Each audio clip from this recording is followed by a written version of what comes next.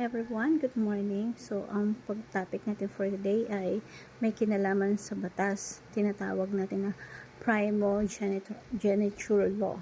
Pag sinabing prime, it is first. Pag sinabing genitor, Genesis, which means birth. Firstborn, firstbred. So, may kinalaman to sa pagiging panganay. In biblical times, primogeniture refers to the right of the firstborn son to inherit leadership and authority and a double portions of the family estate.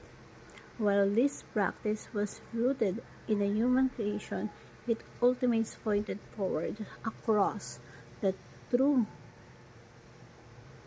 the firstborn. So, si Jesus Christ yung pinakakatuparan totoong firstborn sa Old Testament.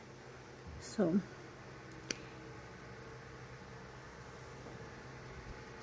Jesus, as a firstborn of all creation, over the dead and over God's redeemed family, secure for us an eternal inheritance that far surpasses earthly possession. So, pag sinabi natin primogeniture law, isipin natin si Jesus yung pinapangalay. And sabi sa Colossians chapter 1 verse 15, the Son is the image of the invisible God, the firstborn of all creation. Siya yung larawan ng Diyos na hindi nakikita, ang panganay sa lahat ng mga nilalang. So, sa Pilipinas, diba, noong unang panahon, yung sinsaka pa tayo ng Espanyol, meron tayong primogeniture law. Kapag ikaw panganay, marami kang privileges, ikaw na magmamana ari-arian. Basically, pag panganay, ikaw yung pinakaunang magmamana sa lahat. Pero nung dumating yung mga Americans, nagkaroon tayo ng sariling constitution, tinanggal na yun. Ngayon ay pantay-pantay na yung magkakapatid. Kapag namatay yung parents, may mamanahin kayong lupa or property or kayamanan, hahatiin nyo na magkakapatid. But nung unang panahon, even sa Bible, merong ganong culture na may batas na yung firstborn, siya yung magmamana ng lahat.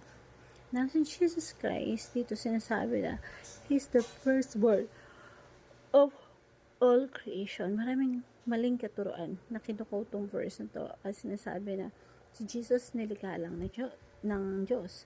At hindi yun totoo. Jesus is the agent of creation. Walang malilikha kundi sa ating Panginoong Hesukristo. Hindi siya nilikha, kundi siya ay yung manlilikha. That's why sinabing firstborn of all creation.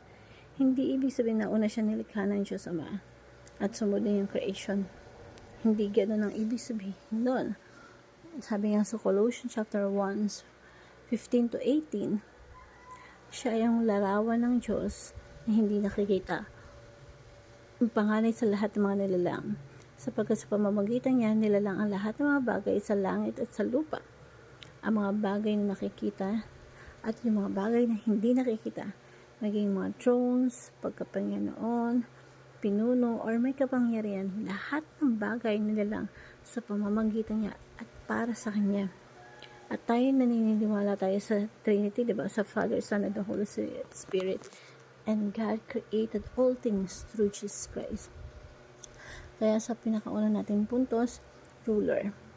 Jesus is the firstborn of all creation.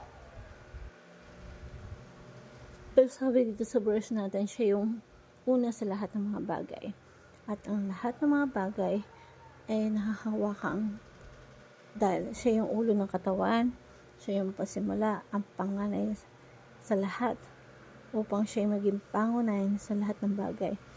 At dito sa Colossians, andito yung preeminence of Christ. Ibig sabihin, si Jesus yung supreme, pinakamataas sa lahat.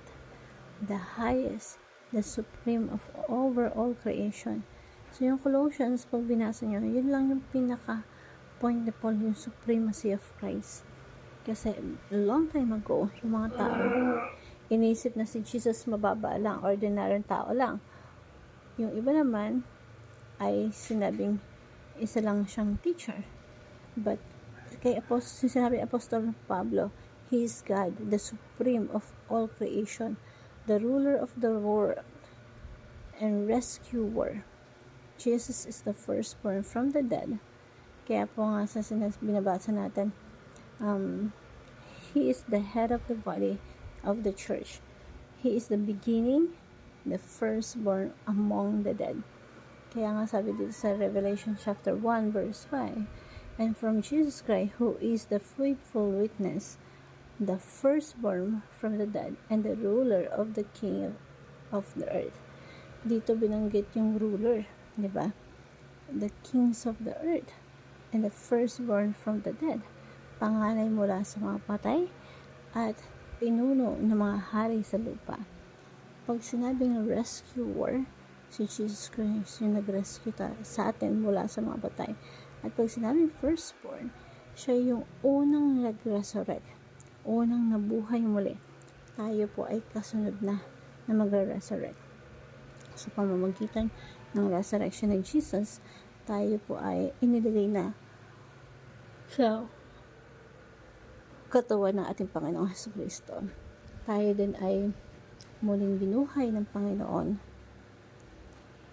Yung sinasabing union, it's a mystery na tayong lahat ay na kay Kristo. Kaya yung church, tinatawag na body of Christ, kasi yung nabuhay ang ating Panginoong Jesucristo, tayo rin muli ay nabuhay na kasama niya. At kung ano yung katawan niya, nabuhay siya muli, later on, sa pagbabalik ng ating Panginoon, ay tayo din bubuhayin muli. At yung katawan natin ay kapares ang katawan ng ating Panginoong Jesucristo na hindi nabubulok, na hindi nahihirap, hindi nagdudusa, na hindi namamatay sa gutom, walang sakit, walang na pwede maramdaman na sakit. Diba? Si Jesus is siya yung bumangon mula sa mga patay, at tayong na kay Kristo ay niligtas niya mula sa kamatayan. Kaya nga sabi ni Jesus Christ, diba, sa mga kapatid ni Lazarus, kung ikaw nananampalataya sa akin, you will live even though you die. Kahit namatay ka, mabubuhay ka muli, because I am the rescuer from the dead. Kumaga nang galing na si Kristo sa kamatayan, pero nilupin niya at ginapin niya ang kamatayan, at sino man nananampalataya sa kanya ay nalupin na din ang kamatayan, because Jesus rescued us from the power of death. Kaya tinatawag si Jesus na firstborn from the dead. Jesus Christ is the authority over death, the power over death, and our Redeemer. Jesus is the firstborn over His family. Si Jesus Christ yung pinaka-leader ng church. Kaya magandang pag-aralan natin yung mga verse para patungkol sa topic nito. Yung line of thoughts kasi ni Apostle Pablo dito, is Jesus the head, and tayo yung body, tayo yung church, tayo yung katawan ni Kristo. He's the beginning, the firstborn among the dead. Kaya nga sabi dito sa Romans 8:29, tinawag ulit yung firstborn dito. Ang sabi daw, firstborn among many brothers and sisters. Ang point dito sa Romans 8:29, sapagkat ang mga nakikilala niya nang una pa ay tinalaga naman niya na maging katulad sa larawan ng kanyang anak. At tayo bilang magiging katulad tayo ng Panginoon sa Kristo, and we conform to the image of God. So, dapat nandun yung excitement natin, because someday we become like Jesus. Makikita natin yung mukhaan, kung sino siya, hindi lang physical na itsura, kundi yung status, yung state, yung pagiging perfection. So, kung paano perfect si Jesus Christ, magiging perfect din tayo, and we have fellowship with Jesus Christ forever and ever.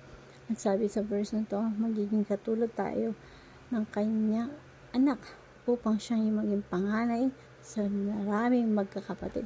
Anong ibig sabihin nito? Firstborn. Perfect. Tayo ay magiging perfect din. Isipin natin na kung meron kang panganay na kapatid na sobrang bait, sobrang matino, at gusto mo maging katulad niya, kumbaga siya yung firstborn na ina-idolize mo, na may pinakamagandang modelo at gustong tularan siya. Ganun tayo dapat kay Kristo, because He is the firstborn of our life. Hope you learned something. Thank you everyone, and God bless.